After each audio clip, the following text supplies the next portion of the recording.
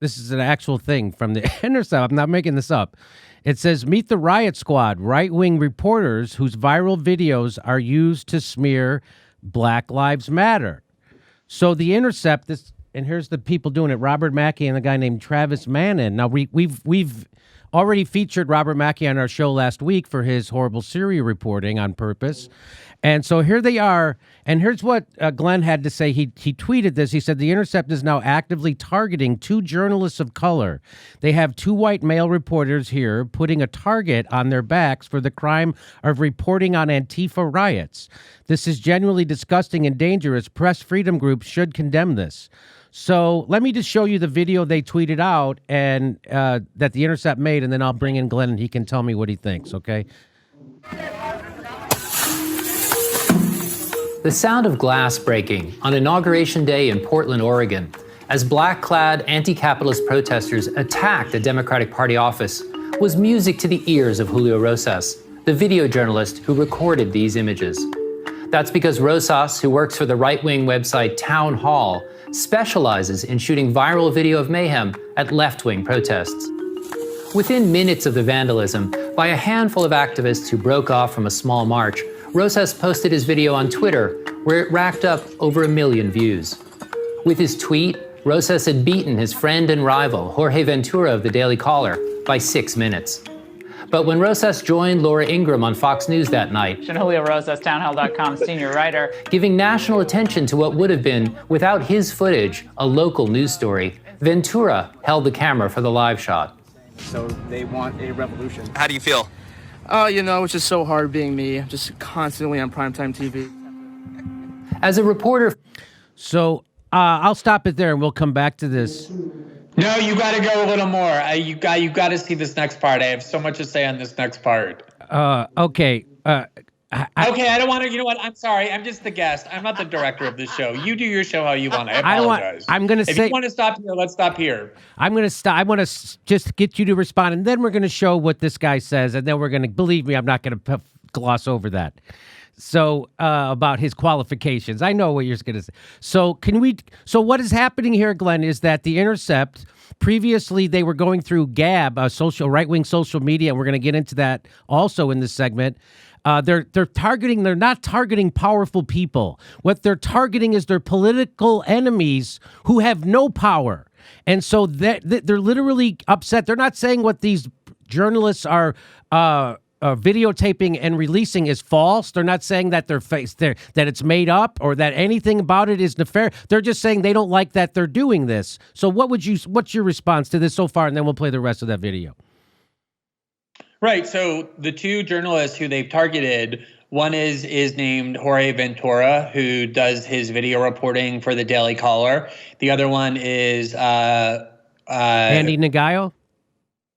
No, Julio Rojas, who okay, reports for Town Hall. So I'm not saying it would never be valid or legitimate to do a video story on reporters, but this isn't like Bob Woodward or like Judy Miller that they've decided to target. These are like 2 young, like very obscure videographers, like 2 Hispanic reporters who write for small outlets whose crime is that they've actually been doing journalism. What they've been doing is that they go around to Antifa protests and riots. Now, maybe you're in favor of Antifa, maybe you're against them, maybe you're neutral. But the job of a journalist is not to do propaganda for Antifa or any other group. It's to inform the public about what these groups are doing so that you can then decide with all the information that you have reported to you whether you approve these groups or not. And one of the things Antifa does is they use violence. They use property destruction, looting, and they often actually attack journalists. You know, I founded a press freedom group called the Freedom of the Press Foundation with Edward Snowden and Laura Poitras and Daniel Ellsberg and several others, and we track attacks on journalists. That's one of the things this organization does. And a lot of these attacks come from like these insurrectionary anarchist groups like Antifa. They constantly are attacking journalists for the crime of reporting on them. Now, the Intercept would never report on Antifa or Black Lives Matter except as spokespeople. They would never say, for example, oh, there's this working class community, which is where the destruction usually happens, furious about the fact that these skinny white kids from Portland came in and smashed a bunch of windows of like immigrant store owners just because they're like nihilist and they use Black Lives Matter as an excuse to do that. I learned about that not from the New York Times, certainly not from the Intercept, but from these two journalists, these working class Latino journalists who are going into these neighborhoods, doing risky reporting on a violent group. And the Intercept never, ever would do that. And the reason that they're reporting or dragging them into the light is two reasons.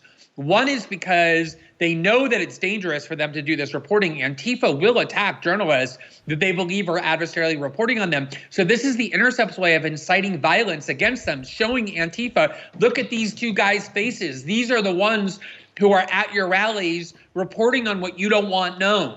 But the other part of it is that, and this is not just true of the Intercept, but all these like digital liberal outlets, like filled with millennials and these kind of reporters, they, you know, when we founded the Intercept in 2013, we thought that the adversaries that we were going to be challenging were the NSA, the Pentagon, the CIA, Wall Street, Silicon Valley. We said that at the time. These people doing this, they don't think that way. They don't see those institutions as their adversaries. They see them, if anything, as their allies. What they believe is this, that the Trump movement and anyone who supports it ideologically, anyone who's a conservative, is not somebody with wrong political views, but is part of a fascist white nationalist movement, that they're actually terrorists and extremists, criminals. And the job of these journalists is to monitor them, track them, the way like the FBI would or the NSA would, track extremists and terrorists, drag them into the sunlight, get them kicked off the internet. They're basically doing the job of the FBI and the NSA, finding ideologically misguided people in their view who are committing thought crimes and using or abusing journalistic platforms to punish them. That's what this is. And it's like, I can't overstate how crazily irresponsible and just nefarious this is, that a billionaire-backed organization, an organization with $23 billion, is going after individual no-name reporters who are literally risking their lives to go cover riots and violent protests and video log them and just doing regular journalism, but they don't like it. They don't like the story they're telling, so they're now putting it. I mean, this is crazy. They talk about harassment of a New York Times reporter. Remember that? People were giving her a hard time on Twitter. This is nuts. What's happening? Right? Could you remember that incident with the what was her this is what happened. There's a front page reporter for the New York Times, the most influential and powerful news outlet in the West, if not the world, Taylor Lorenz. And in 6 weeks, she fabricated stories about the same person from Silicon Valley for whom she has an extremely unhealthy fixation, Mark Andreessen. One time she was in Clubhouse and claimed he used what she called the R word, retarded.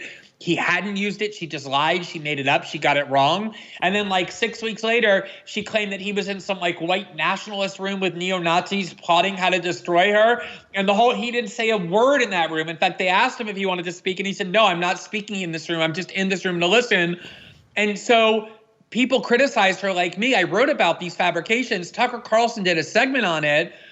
And they claim that because Tucker Carlson used the full name of this front page reporter for the New York Times reporting on the fabrications that she had disseminated, that he was engaged in misogynistic harassment, that he was inciting violence against her simply because he used her name. What they're doing is so much more dangerous because unlike Taylor Lorenz, who like reports on TikTok houses where 19-year-old kids live in like Beverly Hills, these two guys are going into working class neighborhoods where very few police or media outlets are, and reporting on a dangerous group, which is Antifa, in a way that's adversarial. And the Intercept is actually risking their lives and inciting violence and danger against them in a way that when you do it against a much more powerful reporter, like a New York Times front page reporter, will instantly be condemned. But nobody will condemn this for one simple reason. These two guys have the wrong politics. And that's all that matters for liberals. They're not even considered journalists by liberals. They're considered criminals. Do you see like the music and like the tone of the reporting? Yes. It's like he went on Laura Ingram's show that night, as though that's some kind of like proof of real criminality, and like one held the camera of the other. You know, you're listening to this and you're expecting like they like caught pedophiles and like a sex trafficking ring. That's like the music and the tone, and you're listening to it and you're like, you're just fucking describing reporting. This is what actual journalists do, not people who work at the Intercept, but actual reporters who go and do dangerous things. This is what they do that you're trying to turn into something nefarious. And they said, and their videos that day got 1 million views. Like, you mean they're successful? You mean people want to see the video that they captured at a live event? And that's somehow nefarious to the Intercept. Everything. So that's just smearing, twisting. It's the most yellow journalism I've ever seen. It's gross. It's disgusting. It's against journalism. Not only that, Jimmy, but like what you said is important. So I'm going to just tell you, the Intercept's budget, even though they beg the public for money, lying to the public that they're about to go out of business, and they even sent out emails under Naomi Klein's name saying, help us keep the lights on. The Intercept's budget is $16 million a year. $3 million of that is for an office on the 18th floor of a building in Park Avenue with 360-degree panoramic views of Manhattan. And the other $13 million is for extremely exorbitant salaries paid to people who barely write anything, or if they do, nobody reads it. So you have this very well-funded media organization funded by, you know, the 74th richest person on the planet, who's worth something like, I don't know, when I started working with him, he was worth $7 billion. I think he's now worth like $18 billion or some 23. Obscene number. They 23. They keep saying they're giving, 20, whatever it is. They keep saying how they're giving their money away constantly, yet somehow their net worth always like doubles and triples every 5 years. So they have all the resources in the world. Look at how they're using it. Look how they're using it. They're not using it on the CIA or the NSA or the Pentagon or hedge fund managers or monopolists. They're using it on these two guys that no one even knows. They're like in their 20s. They work for the Daily Caller and Town Hall. This is what the Intercept is. They're bullies. The unbelievable bullies. I experienced it during. Here's the thing. It's like when I watched that video, Glenn, I got chills because I'm like, oh my God. Because I always thought like, well, the Intercept would never bother to do an article about me. They would never actually do a smear piece on me. They would.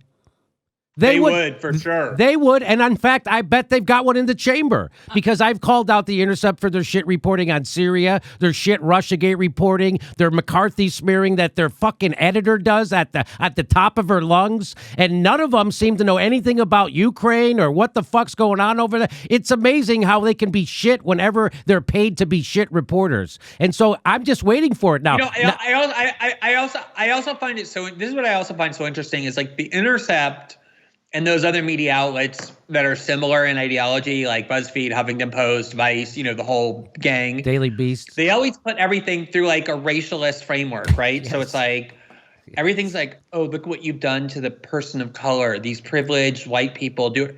Here you have two white guys, okay? This one white guy that you're about to see is this total white straight guy. He used to work for the New York Times. That's what the Intercept is, like a refuge for people who come from the New York Times. I'm not going to say what I want to say, but the other one is like a white guy too.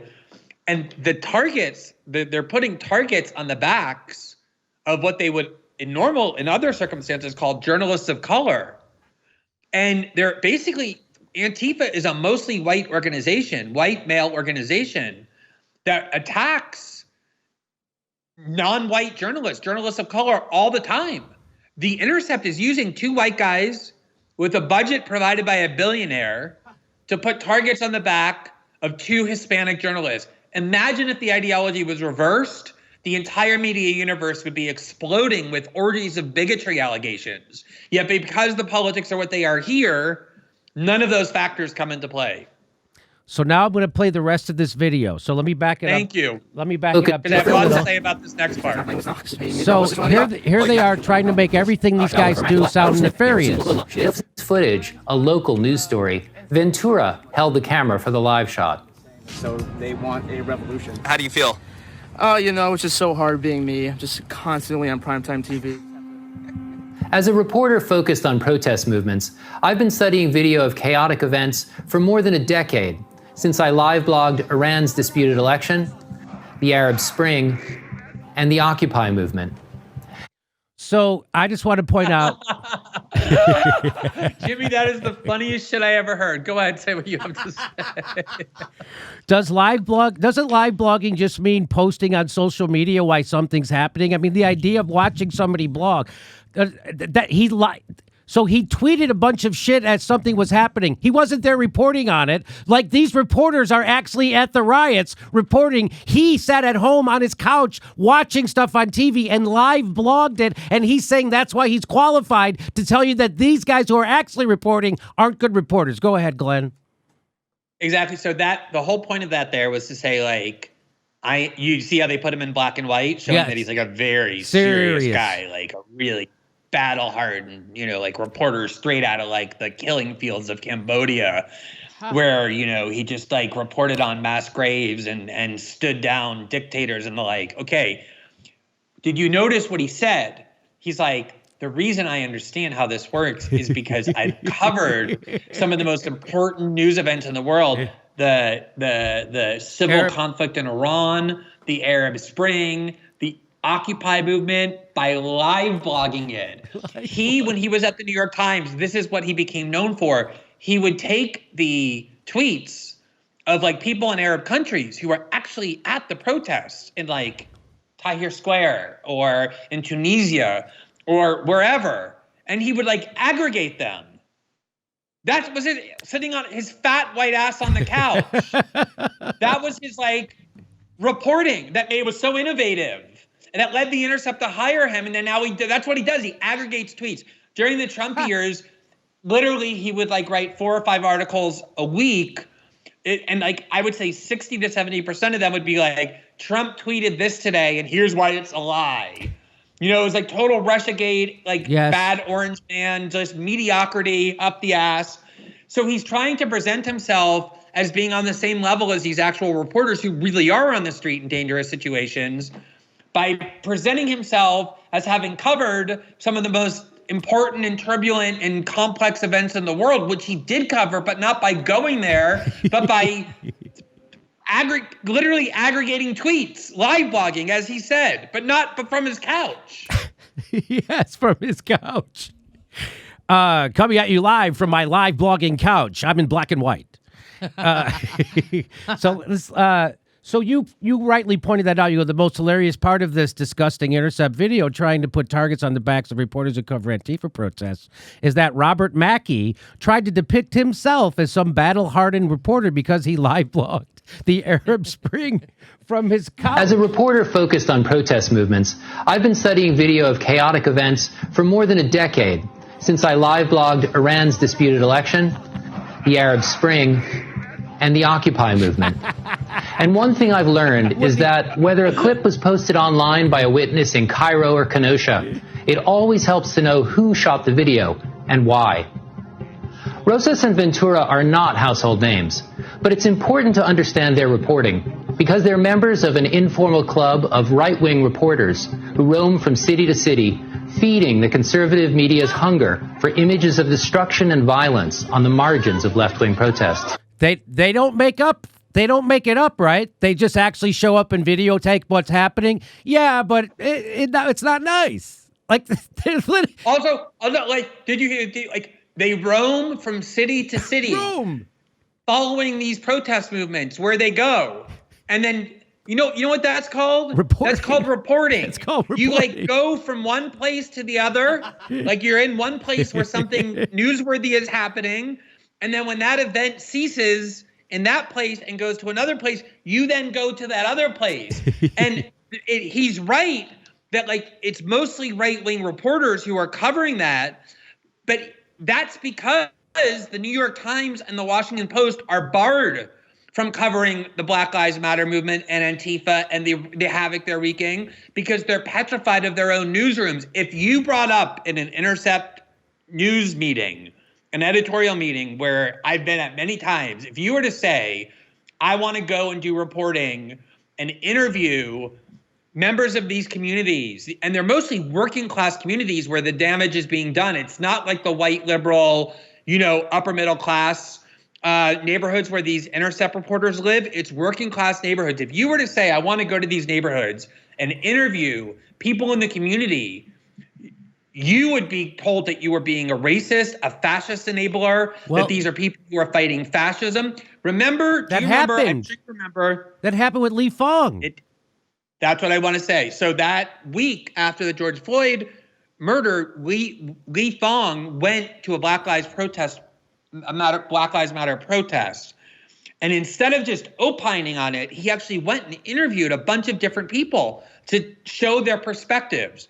And one of the people of like the 10 that he interviewed was a young African-American kid who lives not in like the rich Brooklyn neighborhoods where these Intercept editors and reporters live, but lives in a working class African-American neighborhood. And he said, I'm here. I'm part of the protest. I'm angry about police violence against Black people.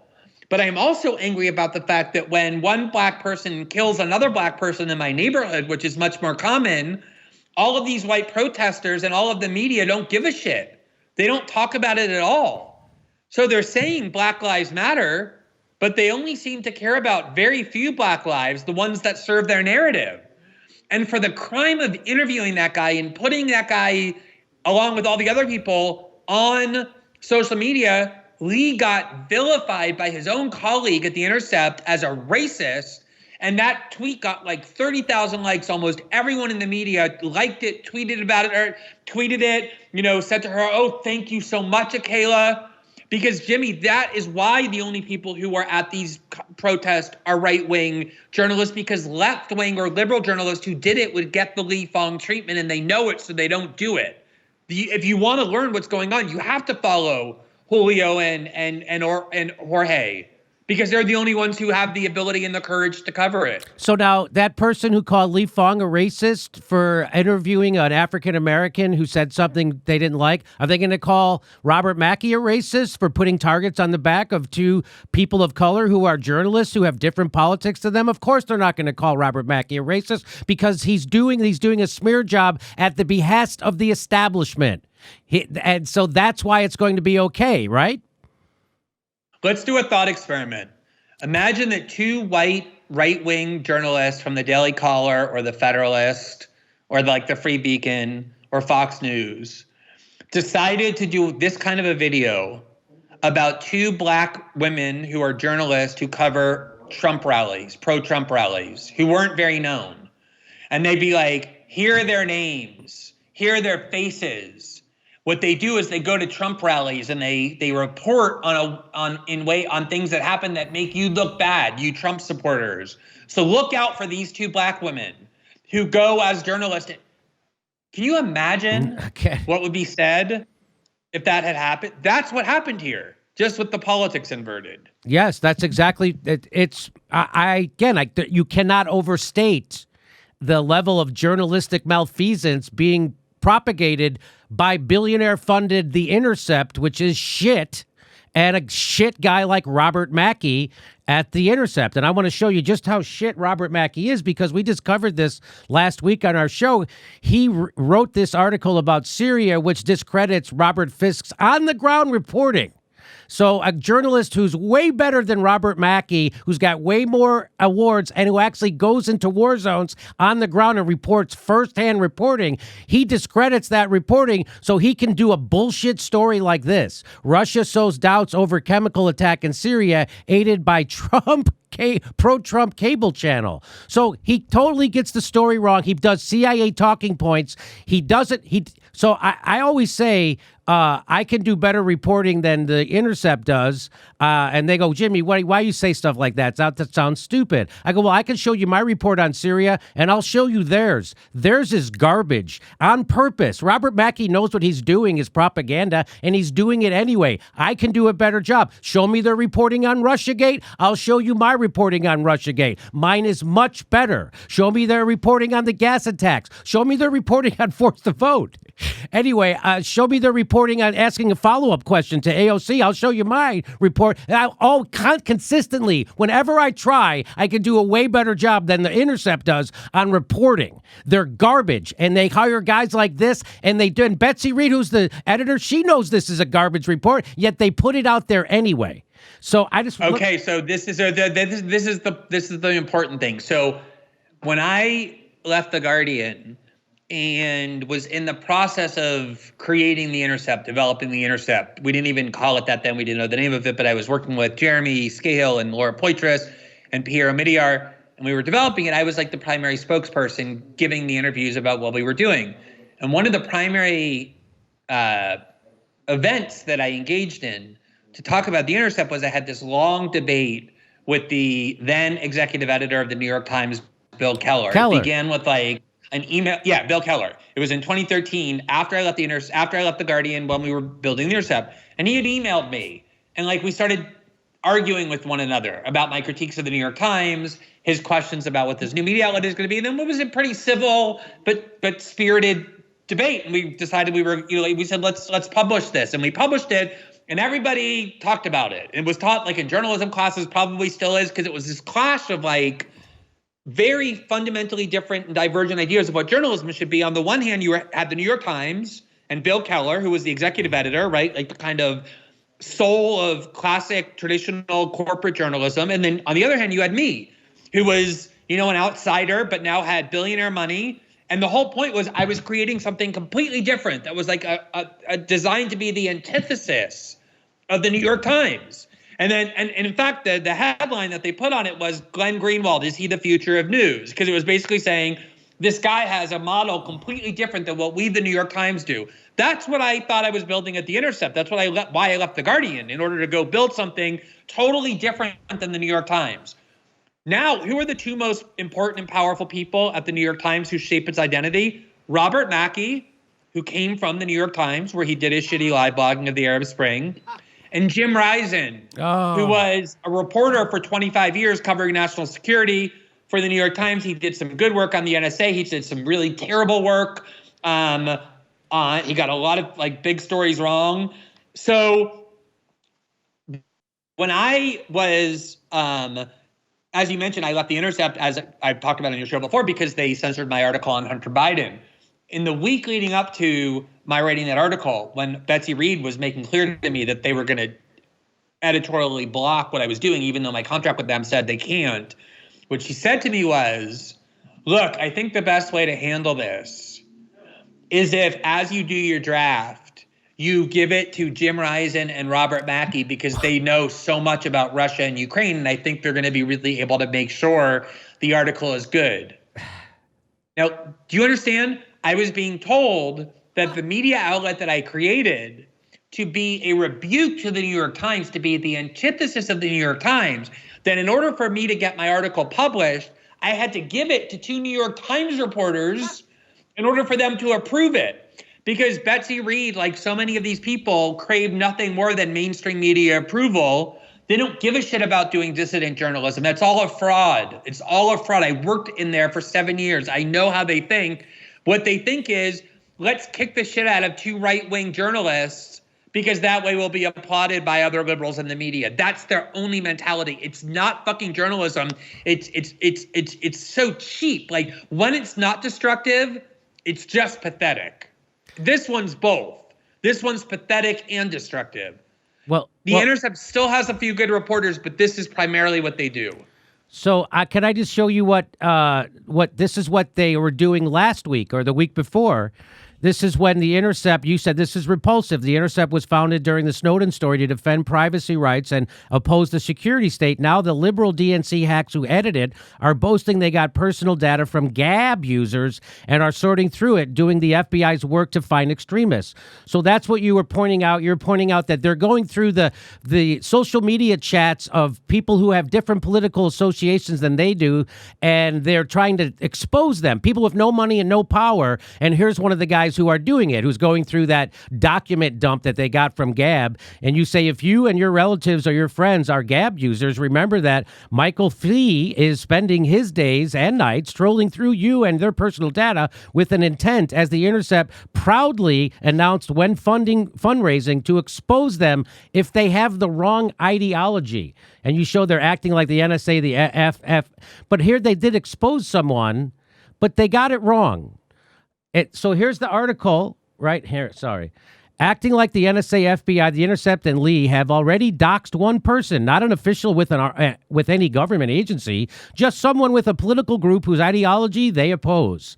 And they got it completely wrong when exposing him. So here it is. A previous version of this article stated that one of the Gab accounts with weak passwords belonged to Spencer Brown, spokesperson for the Young American Foundation, a conservative youth organization with alumni that include former Trump senior advisors Stephen Miller and former Attorney General Jeff Sessions. Brown did not respond to a request for comment prior to publication, but an attorney for the Young American Foundation contacted the Intercept after publication and states that the Gab account was not associated with Spencer Brown. So there they are, doxing someone, literally doxing a nobody, and they got it wrong. Spencer Brown. They're doxing. Who the fuck is Spencer Brown, Jimmy? He's a guy with a youth organization that has conservative views. And do you see how they're so slimy? They try and make it seem more important than it really is by saying, oh, well, like Stephen Miller used to be. Okay, so like maybe Stephen Miller used to be in the Boy Scouts. So why don't we go fucking trolling through the Boy Scouts, you know, like social media postings on the grounds that like maybe they're going to grow up to be Stephen Miller. This is, again, let's just be very clear. Gab is a social media site that caters to conservatives. I'm sure there are some people on it doing bad things, just like there are on Twitter, Facebook, Instagram, and everywhere else. But remember, the Snowden story was about privacy rights. It was about the fact that you have the NSA and the FBI trolling through everybody's social media data and internet data to keep dossiers on people and find who the bad people are, the extremists are. That was the scandal. That was what won the Pulitzer. That's what gave birth to The Intercept. And we were supposed to oppose that. And they're now doing the work of the NSA and the FBI. And the fundraising email that they sent out, where they were boasting of this, they were saying, you know, there's like the guy who like shot up a synagogue in Pittsburgh was on Gab. Okay, fine. He was on Gab. But then they're also saying like, but so are believers in QAnon theory, QAnon conspiracy theories. So if you believe in the QAnon conspiracy and you're some like, you know, woman working at Amazon or some like guy who's unemployed, you're now fair game to like have Piero Medeiros money drag you into the light because you have the wrong views. How about like MSNBC wine moms who think that Russia controls the United States? Those crazy conspiracy theories. Should those people be doxxed too? This is what they're doing. And it's not just The Intercept. This is what I want to stress. So much journalism has now become focused on punishing ordinary powerless citizens for thought crimes. They're the fucking Stasi. Going through social media data, private people's data, and then doxing them and doing it incorrectly, inaccurately, to the point where you have to issue a correction. But even if it were true, how is that in the public interest? But these journalists see themselves as adjuncts to the FBI. The Huffington Post is helping the FBI find the people who participated in the protest. When the FBI goes and posts, these are the people we're looking for. The little, like, you know, deputized sheriffs at the Huffington Post go hunting for them and boast when they help the FBI find these people. They're doing police work against ordinary citizens whose only crime are ideological ones. This is what so much of this liberal digital journalism has become. It's can I just show you really quick that your exchange with Bill Keller, right? So this is, you said you already spoke about this, but I wanted to just highlight what you said. You said, we absolutely believe that strong, experienced editors are vital to good journalism, but editors need not impose obsolete stylistic rules or snuff out the unique voice and passion of journalists, or to bar declarative statements when high-level officials prevaricate, or mandate government-requested euphemisms in lieu of factually clear terms, like enhanced interrogation instead of torture. Exactly. Editors should be there to empower and enable strong, highly factual, aggressive, adversarial journalism, not to serve as roadblocks to neuter or suppress the journalism. We intend to treat the claims from the most powerful with skepticism, not reverence. Now, I experienced at The Intercept that they didn't do that with the thing I was involved with personally, Force the Vote. They did not take AOC's. They did not push back against her. They had no skepticism. In fact, they didn't even have a follow-up question. In fact, the other guy, the Washington, D.C. bureau chief, was flat out running interference, and we called it out here. As for whether our venture will be ideologically homogenized, the answer is definitely not.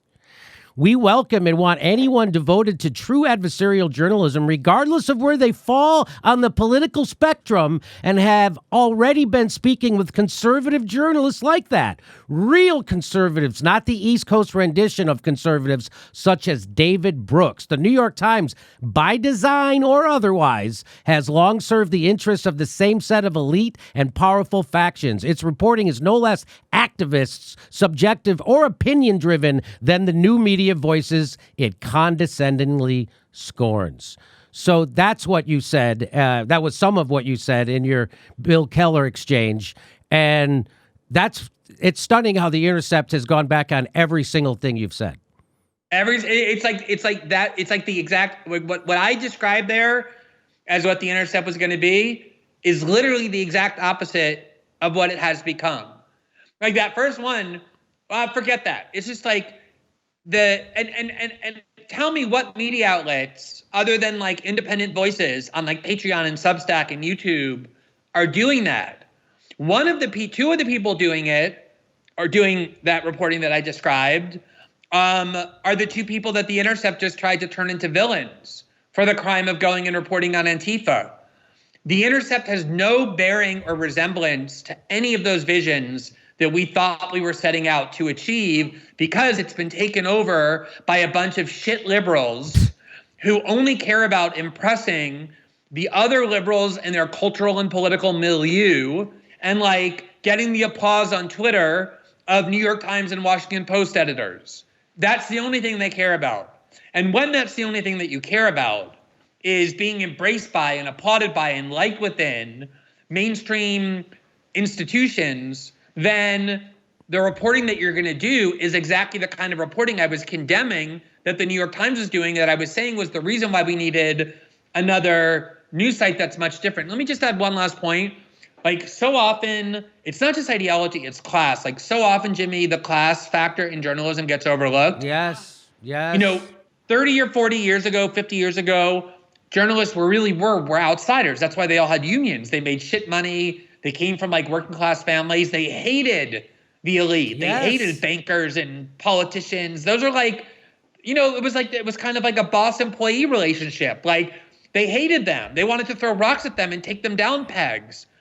Do you know, Jimmy, that like, if I were to list like the 20 richest people I've ever met in my entire life, I think like 7 or 8 of them are people I met because they work at The Intercept. People from like the richest fucking families on the planet. They're like Kayla Lacey, the one who just tried to destroy Lee Feng's reputation as a racist. Lee was raised in a mixed race, working class neighborhood in Brooklyn, in Baltimore. Kayla went to one of those prep schools like Taylor Lorenz, who was educated in a boarding school in Switzerland, that cost $60,000 a year. Imagine you have a 14-year-old. You could send them to a private school, a public school. You could send them to like a reasonably priced private school if you want, of like $3,000. Who the fuck can afford $60,000 a year to send your kid to like 8th grade? I didn't even know those schools existed when I was growing up. Half the people at The Intercept went to those. And like, maybe not half, but like a lot. Same with like the New York Times, the Washington Post. So much of this is about this. Like, the stuff where the damage happens with Antifa, or the people who would suffer from defund the police, aren't them. Their families would pay for private security. They put them in co-ops that are very protected. The people who are suffering are in the neighborhoods that they never go into. And this class function, this class attribute of national media, not local media, but national media, is the reason why they like to put everything through the identity politics framework, where they get to be oppressed because they're African American or, Hispanic or LGBT or whatever, but their parents work, for Goldman Sachs or at like big law firms or are billionaire hedge fund managers. So they don't want to talk about class, because if they did, it would be revealed that the real ones drowning in privilege are them, not the people they're accusing of being privileged. So before I let you go, let me ask you this question. It seems to me the Intercept has a blind spot when it comes to Syria and the OPCW whistleblowers. After publishing several pieces by that guy Mackey, like I just showed you, James Harkin, also horrible garbage reporting on Syria, promoting pro-war. Why do you think they don't mention the OPCW whistleblowers and tell the truth about DOMA? What is the connection that they're unable to do that? Because the only thing they care about is being accepted in mainstream media circles. One of their partners is Bellingcat, which is literally funded by the intelligence community parts of the Bellingcat. Bellingcat is their goddamn partner, Glenn. Are you shitting me? They've done events with Bellingcat. When we started, we used to do events. Like, our partner was WikiLeaks, like a real dissident group. They partnered with Bellingcat. They love Bellingcat. So here's the thing. Oh my! There are people who have Syria is a complicated situation. There are people who have devoted a lot of their journalistic attention to it. Obviously, Aaron Mate and Max Blumenthal and others. And there are people on the left who have different views on Syria, which is fine. So if I were the editor of The Intercept, this is what I would do. Every time I published, first of all, Robert Mackey, I wouldn't let write about Syria, because the only thing he knows about Syria are the accounts that he follows on Twitter from Syrians. That's right. But for the people who have done real reporting on Syria, like maybe James Harkin, maybe he knows a lot and is on that side. Every time I published somebody who took the pro-NATO, pro-U.S. government, pro-New York Times, pro-Washington Post position on Syria, I would automatically publish someone like Aaron Mate or someone from the region who had the complete different view, of which there are many, many people, intellectual scholars, activists, leftists, so that my readers could decide.